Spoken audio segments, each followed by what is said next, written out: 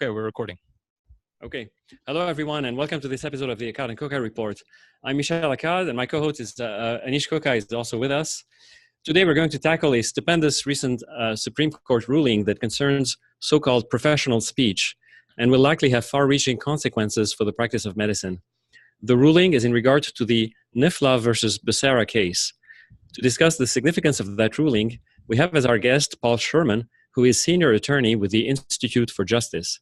Mr. Sherman received his law degree from the George Washington University Law. He is an expert at litigating constitutional cases, protecting the First Amendment, economic liberty, property rights, and other individual liberties in both federal and state courts.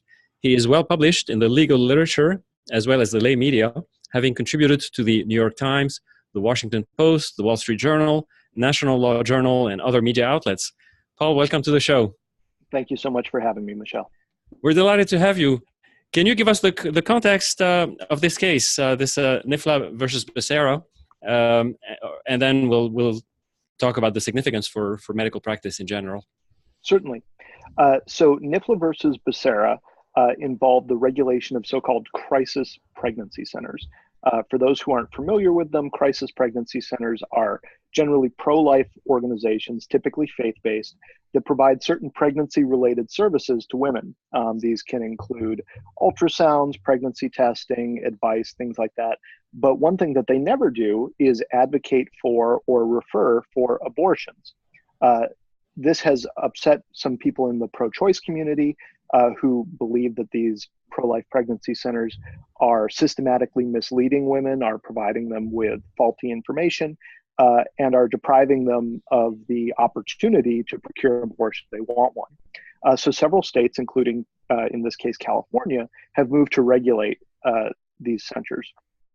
California passed a law that was called the FACT Act that required crisis pregnancy centers to make certain affirmative disclosures to the people who came to them. And in some cases, this meant actually providing them with the contact information so that they could get information on getting a state-funded abortion.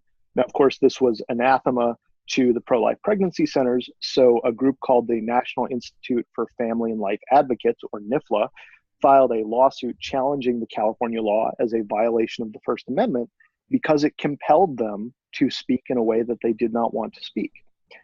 Initially, they lost the case at the Ninth Circuit Court of Appeals, which upheld the law under what we'll be discussing soon, the so-called professional speech doctrine. But when it went up to the U.S. Supreme Court in a 5-4 decision written by Justice Clarence Thomas, the court struck down the law. And in doing so, it issued some major precedent that clarifies some big open questions about the First Amendment. Okay, and that has to do with the definition or the concept of professional speech as it had been understood or misunderstood or, in the course up until then, right? So what was the definition, what was understood by professional speech and what distinguishes professional speech from regular speech that is protected by the First Amendment? Sure. Well, so if you look at the text of the First Amendment, or at least the part that's relevant to speech, it's pretty uncompromising. It just says Congress shall make no law abridging the freedom of speech. Nevertheless, the Supreme Court has never treated all types of speech equally. There are some types of speech like defamation or child pornography that are completely unprotected by the First Amendment. There's speech like political speech, which is at the very core of the First Amendment and is very highly protected. And then there's other categories that receive somewhat lower protection, like commercial advertising.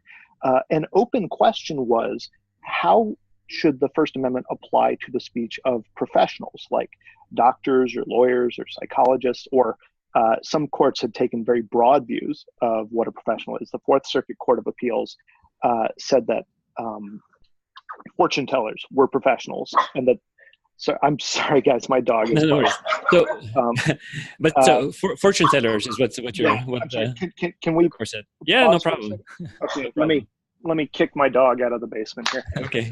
He was being so good, and then. And Anish, you can pause the recording if you want. So are you back on recording? Yep, I am. Okay. All right. Okay.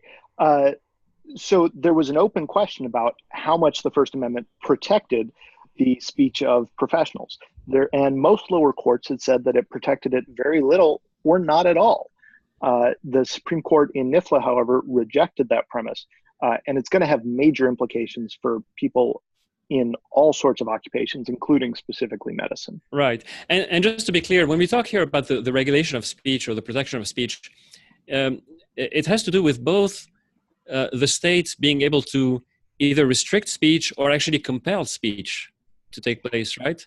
That's exactly right. So the Supreme Court has long held that the concept of the freedom of speech encompasses not just the freedom to say the things you want, but the flip side of that is that you can't be compelled to say things that you don't want to say. So in the context of these crisis pregnancy centers, they were opposed to giving out information on where people could fund abortions, not just because they didn't want to be complicit in that, but because they felt that it changed the whole tenor of the conversation that they were having with people who came to see them. Right. So how is it that that there are what's the basis for courts, going down this path that ultimately leads to fortune tellers, leads to regulating what a fortune teller may tell a patron. Right. So a lot of this has to do with what a judge's theory of the First Amendment is, and different judges take different approaches to interpreting the First Amendment. Some judges, for example, Justice Stephen Breyer on the Supreme Court, take a very consequentialist approach. And so their view is that the First Amendment had a specific sort of mission in mind when it was enacted, that it was intended to protect certain kinds of speech because of the benefits that that speech produces for the public. Over the last 30 years, however, the Supreme Court has started to take a more uncompromising view of the language of the First Amendment, and that's resulted in a much more libertarian approach to interpreting and applying the First Amendment, so that when the courts are faced with a controversy, they don't really ask so much, well, is this good speech? Is it bad speech? Is it high value speech? Is it low value speech? The view that John Roberts has expressed is that that decision was made when the First Amendment was enacted, that speech is just considered high value generally and should be protected. So there's this idea that, I mean, you brought up just a couple of minutes ago that there's certain speech that does not afford First Amendment rights. And it seems to be the only reason that line is being drawn for these particular types of speech, whether it be child pornography or whatnot, is just because it's been held that way by society forever. Is that? Well, so that's what the Supreme Court has said. There was a case in 2010 called United States versus Stevens, which involved regulation of depictions of animal cruelty. And in that case, the government argued that depictions of animal cruelty, like a video of a dog fight, for example, is just categorically outside the First Amendment because it is of such slight social value. And what the Supreme Court said in Stevens is that's not the test for determining whether or not speech is protected. What we have to do is look at whether a given category of speech has historically been considered unprotected from the time that the First Amendment was enacted. So for something like defamation, libel or slander, that has always been unprotected from the founding of the Republic. And so it doesn't violate the First Amendment to regulate that. By contrast, occupational licensing, the regulation of professions, is very much a creation of the 20th century. So it doesn't have that same kind of historical pedigree, and that suggests that this speech should be protected by the First Amendment. Interesting. What about the restrictions on commercial speech? Meaning, every time, obviously, a drug company is not allowed. Everyone knows a drug company cannot say whatever it is they want to say in an advertisement. Is that not infringing on their First Amendment rights to say what they want to say? Why is it okay to compel a drug company to say X, Y, and Z in a advertisement? Sure. Well, and so this is actually an open and very controversial question of First Amendment law.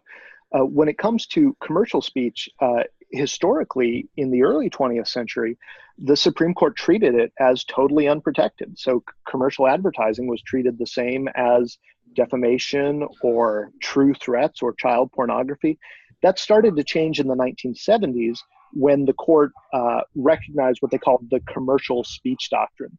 And under the commercial speech doctrine, commercial advertising gets a substantial amount of First Amendment protection, but not the same amount that political speech gets. The commercial speech doctrine is sort of sui generis in that way. There's not really other categories that are treated in that same way. It's interesting that. Go ahead. I'm sorry. I wanted to go back to very quickly to the thing about drug advertising. One area where this comes up is whether you can advertise off-label uses of drugs, and the FDA has historically taken a pretty hard line against that. However, people have begun to challenge that, and they've had some success with that, making these First Amendment arguments. It's very interesting that these lines seem incredibly arbitrary. It's almost like the laws are being made to fit the times that we live in. Yeah, I think there's really something to that. What the history of the First Amendment, if you really look at it, it started out viewed very narrowly. There was not a lot that received First Amendment protection. And over time, mostly kind of starting in the 1950s and 60s through the end of the 20th century, we started to see an expansion of what courts were willing to protect until we get to the point we're at now, where the First Amendment is actually viewed quite broadly and protects all sorts of speech that in the early 20th century would not have been seen as protected. Okay. So let's bring it to the context of doctors and healthcare. I'm a professional. Anish is a professional by law, so to speak. I mean, we're licensed professionals, right? So I think we would be viewed, would be sort of a foremost example of what the law considers a professional. Yes, I mean, certainly historically, the medicine, the law, and the clergy were seen as the three traditional professions. Right. So right now, so our speech is not fully protected, right? We can be compelled to say certain things at certain times. We are compelled in two different ways. One, we are compelled by, I think, by the professional liability jurisprudence, the standard of care and that sort of thing. Mm-hmm. But we also may be compelled by state law, specifically saying that, I know, for example, radiologists have to inform women when they get a mammogram, that this and that and so forth. So they doctors may be compelled to say certain things and then perhaps also prohibited from saying other things. Mm-hmm. So that does raise important First Amendment questions. One thing that distinguishes it from the situation in NIFLA is you have to look at sort of what is the conduct that is triggering the regulation. Is the conduct communicative or is it non-communicative? So, for example, there's a body of case law about informed consent for abortion, saying that if a doctor wants to perform an abortion, first the doctor has to provide certain information and disclosures to the patient. So that seems to compel speech. How should the First Amendment deal with that? Basically, the way the Supreme Court has dealt with it is they've looked at the underlying conduct, which is abortion, and abortion is non-communicative. And so what they're saying is if you want to engage in this surgical procedure, you first have to take certain steps that do involve speech. The case is somewhat different if the conduct that triggers the regulation is itself communicative. So a classic example of this would be talk therapy. If you're simply talking to people and communicating with them, and that's what triggers the regulation, the government has a much less free hand to regulate your speech or to require you to say things. Right. So at least it seems that immediately this ruling now opens the door for people engaging in, let's say, counseling or therapy or that sort of thing, with less fear that they might be prohibited from doing so. I think by state boards of psychology or state boards of medicine, and is that correct? Yeah. So it may need to be challenged and so forth, but it seems that a consequence of this ruling would be to free people from engaging in certain speeches that were previously regulated by boards.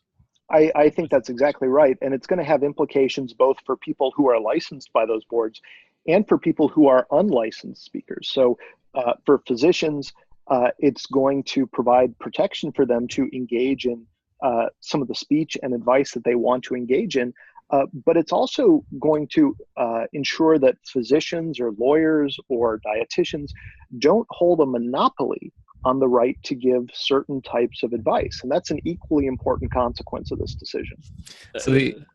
I was particularly struck by a bunch of examples that you gave, where it seems over and over again, the environment was such, the legal environment was such that professional organizations were using the judgments that have been passed by these lower courts to kind of, as you're saying, have a monopoly on whatever it is they were certified to do. So the fantastic example was the Swedish engineer in Oregon. Yeah. The Swedish engineer in Oregon whose wife got a red light ticket, and he was very interested in the timing of it, and he studied it, and he read the original paper, and he was like, wait, there's something wrong with this algorithm, and you're not accounting for the timing. He wrote the first author of the paper, and that guy was like, oh yeah, this seems to be a little odd. You may have a good point. And he started essentially a campaign, and he started sending all these letters to a bunch of different people saying, hey, this red light law probably needs to be changed. I'm an engineer. And then he was slapped with a fine by the state board of engineers or something like that, because he was engaging in conduct, or I don't want to I put the wrong words in, essentially engaging as a professional when he's not really a certified stamped professional. Yeah, he was engaging in essentially math without a license from the government. And, that's a problem. The government shouldn't be able to regulate that sort of thing. What we're seeing here is part of a broader trend that's far broader than just regulation of speech. And it's a general problem with occupational licensure. 50 years ago, 5% of Americans needed a license from the government to work in their chosen occupation. Today, that number is about 25%, and it's growing. Right. And as we've moved to a more information-based economy, these licensure laws are starting to sweep up people who primarily speak for a living and provide advice or encouragement or education. So that's created a collision. Right. So I'm a cardiologist, and Michelle is also a cardiologist, and we give a lot of advice about how to be healthy, how to not have maybe reduce your chance of having a heart attack in the future.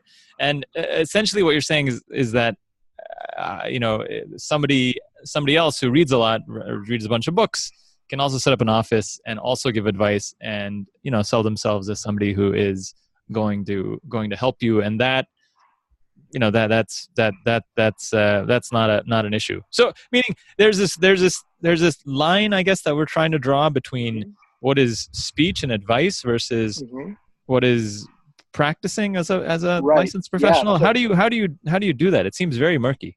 Yeah, well, and so that's kind of the challenge that lower courts had, was distinguishing between, well, what is speech and what is the practice of a profession. And essentially what the Supreme Court said is that's not the right question to be asking. The question is, what is speech and what is conduct? So heart surgery is conduct. There's no question about that. You may have to incidentally speak to people in order to carry out heart surgery. It would be unusual if you could implant a stent in someone's heart without saying, hey, by the way, this is going to result in you having a stent in your heart. So that doesn't implicate the First Amendment so much. But telling people, if you eat a heart healthier diet, that's going to be good for you, or I advise that you avoid strenuous activity because it might cause you chest pains. So now I should say the decision in the NIFLA case does not affect the regulation of, for example, false advertising. So the government could still prohibit someone from hanging out a shingle and saying, I'm Paul Sherman, medical doctor, when they don't hold those credentials. But what NIFLA suggests is that if I say I'm Paul Sherman, health advocate, the government is limited in its ability to restrain the advice that I give.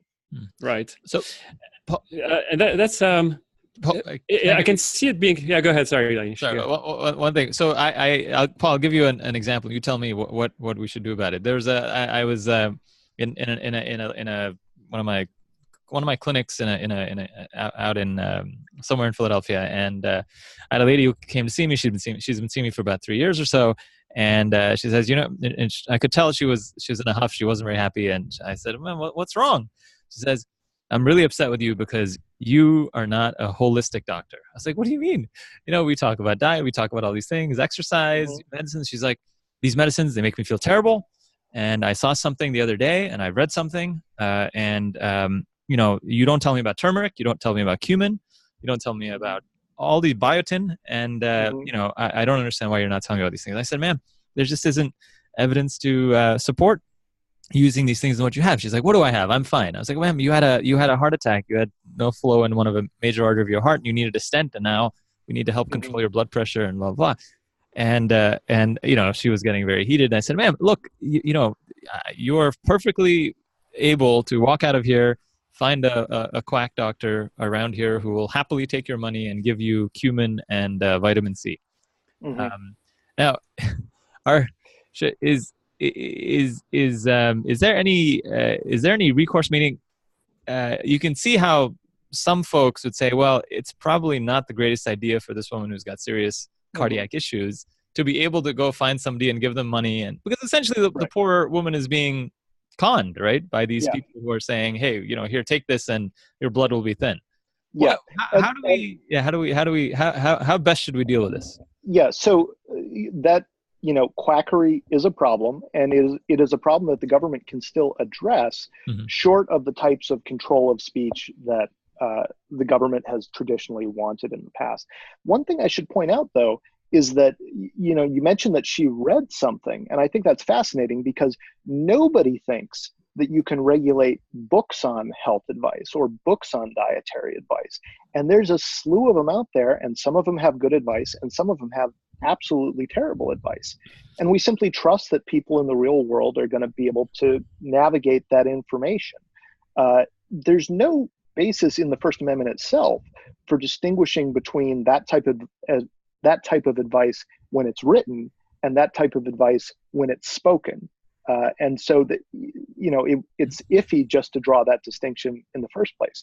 But the state does have some recourse if it wants to regulate that kind of thing. There are false advertising laws. There are fraud laws. As I mentioned earlier, you can't misrepresent your credentials. That's a type of fraud. And even the ultimate step is, just because the First Amendment applies to something doesn't mean the government is absolutely prohibited from regulating it. What it means is that if the government is going to regulate it, it has to produce evidence that there's a real problem, that its law is tailored to that problem, and that it doesn't suppress any more speech than is necessary to deal with that problem. That's a high barrier, but it's not an insurmountable barrier. And it may be the case that certain types of health advice are so sensitive and so dangerous that only licensed professionals can give them. But the important thing is that the burden is on the government to make that showing. It's not on the speaker to make that showing.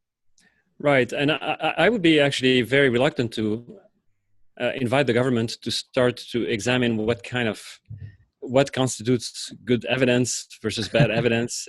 Doctors among themselves disagree widely as it is. And so I think it's quackery is something we have to live with. I can't imagine any, law being able to fully squash it or get rid of it. People are attracted to esoteric stuff all the time, no matter what. And the best thing that doctors can do is provide the best care they can and see if they can persuade other people that the alternatives are not good. But to invite the government to start to regulate what is quackery, what is not quackery, and all that stuff. I think, it's already it's failed because licensing laws were passed allegedly to eliminate alternative medicine, right? In the 1910s, it was, and now we have alternative medicine flourishing, like never before. Yeah, well, you have licensure for things like acupuncture. Correct, right.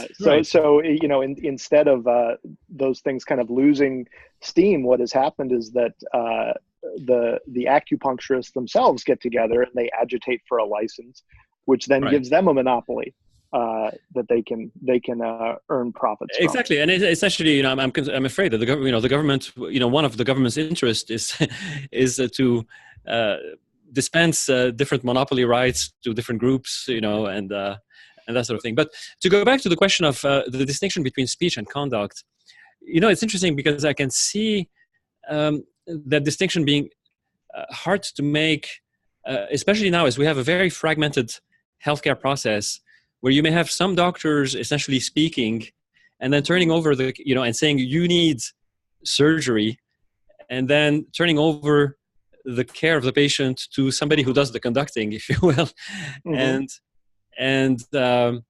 But at the same time, this is a whole, you could view this as one continuous process, that might be conduct that has speech component to it and an actual conduct component to it. I imagine the courts will have a hard time and may become, may take opposing positions on this, in different cases and whatnot. Yeah, I mean, they're good. As is always the case in the law, there are going to be hard cases. There's going to be borderline cases where it's difficult to distinguish between, is what's triggering the law the message that the person is conveying, or is what's triggering the law the actual underlying medical conduct? And in those cases, it's just going to come down to what sort of evidence can the government put together to demonstrate that it's actually regulating the medical conduct and not the speech itself. Right. Now, one thing that seemed to me extremely, potentially very liberating from this ruling is that for licensed doctors who are licensed by states within a state, for example, me, I'm licensed by the board of the Medical Board of California. And therefore, this ruling, in a way, could potentially increase competition, for me, because other people could start giving cardiac advice as more freely and that sort of thing. But on the other hand, I could now perhaps give advice across state lines. Right? This is an open question, and there's going to be a lot of litigation about this, particularly with the growth of the internet and telemedicine. Right. It is unusual. People have the same cardiac system in California that they have in Pennsylvania, and it's not clear why someone should be allowed to give advice in one of those states and not in the other. I mean, frankly, I'm personally not a fan of lawyer licensure, even though I'm a lawyer. It benefits me in some ways. But the case for lawyer licensure is stronger than the case for medical licensure in many ways, because the law of California is different than the law of Virginia, where I live, whereas the human anatomy is the same everywhere. Right. Right. And licensing, it really ensnares. I mean, it does give us a little, or it did give the medical profession, a little bit of a monopoly benefit for a few decades, after it was passed. But it also has become a means to restrict what doctors can and cannot do in many different ways. And I think it's and you have to ask, just look at your state legislature or look at Congress and say, do I really want that group of people deciding what kind of medical advice I can give to my patients? Because I guarantee you've got a better sense of what appropriate medical advice is than 99.9% of legislators. Right. It all seems so hard because, you do look, I think there's a general feeling that the public looks to the government to protect them from charlatans and protect them from harm. And, the moment you have someone who is out there making a lot of money or because, he's out there saying that, oh, don't vaccinate your child against measles. And, you have an outbreak of some measles epidemic and, innocents are horribly maimed or die. It seems such a difficult place to be or place to legislate. Because Michelle's point is Michelle's stance is of course very libertarian. Says, well, we just have to live with quackery, but living with quackery means living with the harms that quackery may create. But it's a great point, meaning how do you decide what is and is not quackery? Maybe in 10 years, turmeric will be used for stents. Who knows? But so questions about the courts. So this 5-4 decision. Who were the 5 judges that? So the justices in the majority, Justice Clarence Thomas wrote the opinion. He was joined by the other more conservative justices on the court. So that's Anthony Kennedy, John Roberts, Sam Alito, and Neil Gorsuch. And then the court's 4 liberals were in the dissent written by Justice Stephen Breyer. Now, do you think we're told all the time that everyone is actually very similar? Apparently, Kavanaugh and Merrick Garland voted 93% of the time together or something like that. Do you think if Merrick Garland had been on the court, so this would have been a different, this would have gone a different way? I think there is a strong possibility it would have gone the other way. I mean, it was a very narrow decision.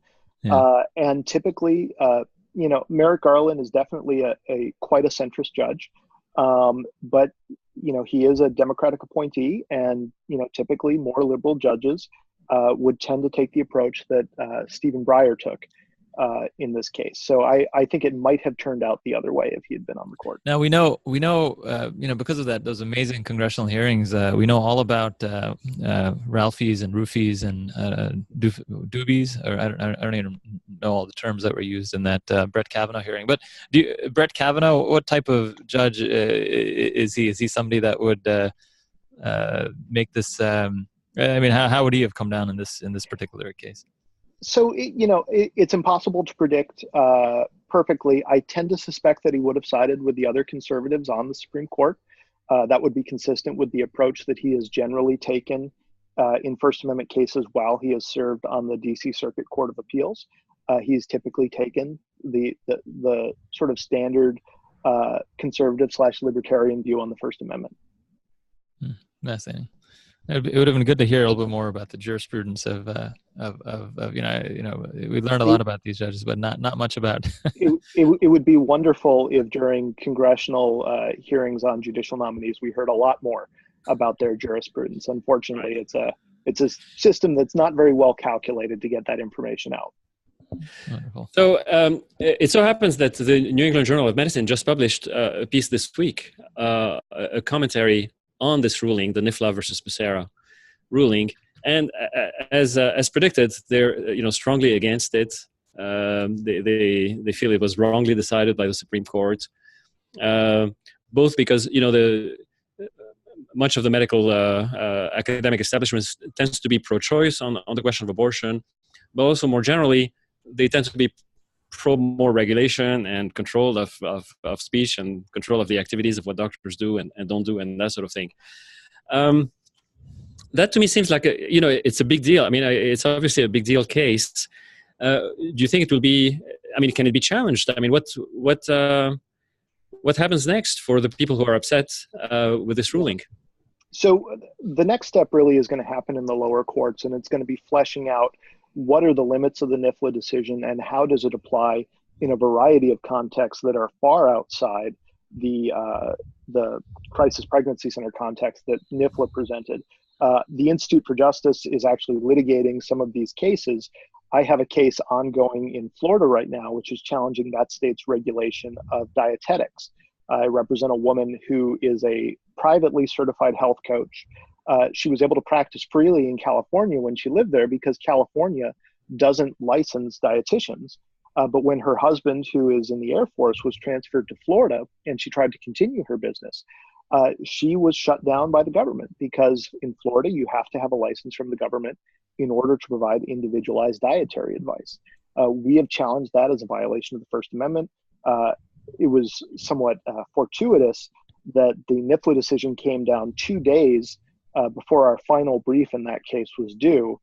So we were more than pleased to drop that on the court, and Sure. We're now awaiting a decision.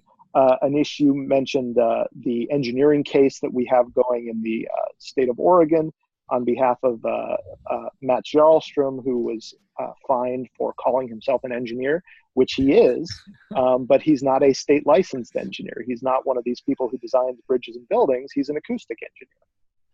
Well, is there any, one of the debates I was recently having on Twitter was about disclosures, financial conflicts of interest that physicians may have, right? So when you're writing a guideline, if you've gotten a bunch of money from one drug or another drug or done a lot of speaking for that company, that has to be disclosed. Mm-hmm.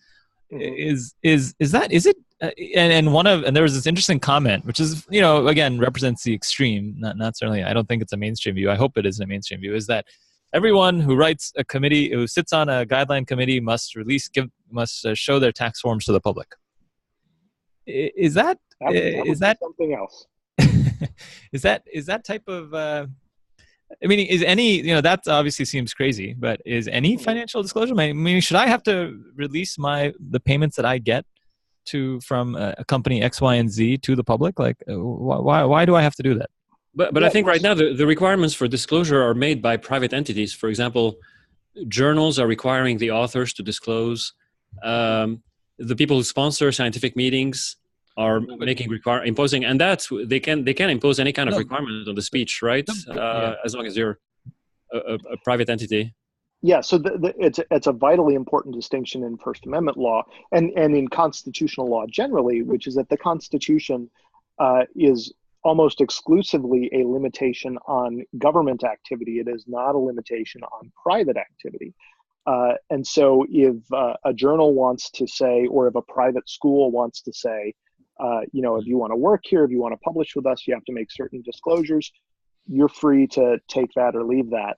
When the government imposes that kind of restriction, it's not optional. You have to do it under penalty of law.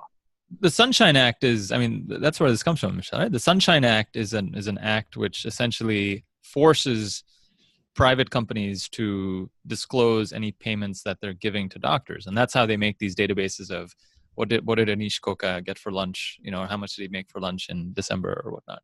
Right, although that's not a speech that's being regulated. It's just a transaction, right? Yeah.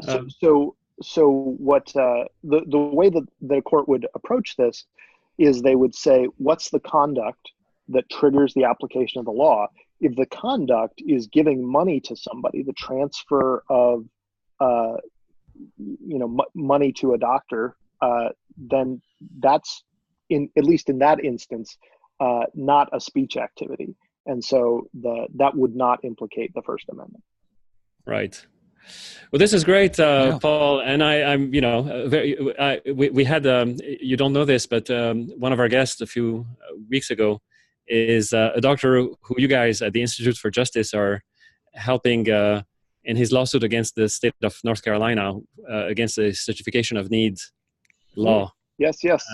Dr. Singh. And so I'm if I start advertising across state lines for my advice as a cardiologist, I'm going to look to you. Yeah, you've got my email address. Right, exactly. when the state comes knocking, you know who to call. Right. I think it's going to be very hard for the states to really block this kind of activity. I can't imagine. Well, and doing it. As a practical standpoint, the internet doesn't have, at least in the United States, the internet doesn't have barriers around it. This information can come to people in the United States from overseas where the state has no regulatory power whatsoever. And people are hungry for this information. Nobody can be an expert on everything, which is why all of us seek out advice and information on the common problems of living. And that includes health information. And people want this information. They're going to look for it. And there's more than enough people on the internet who are going to provide it. And so if you're concerned about that information and the quality of it, I think it's time for people to start thinking creatively about ways that they can promote quality information without having the state be the arbiter of what is quality information. Right.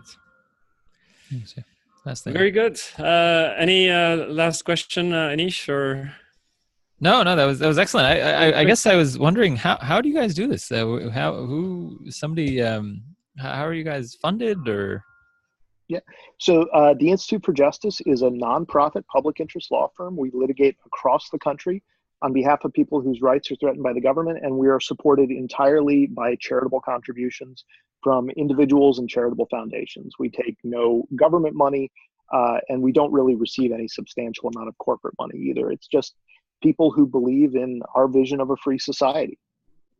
Wow. Great. Paul, do you have a blog or a Twitter or somebody you would like us to link to on the show notes for? Yeah, certainly. So, well, if people want more information on the Institute for Justice, they should go to www.ij.org.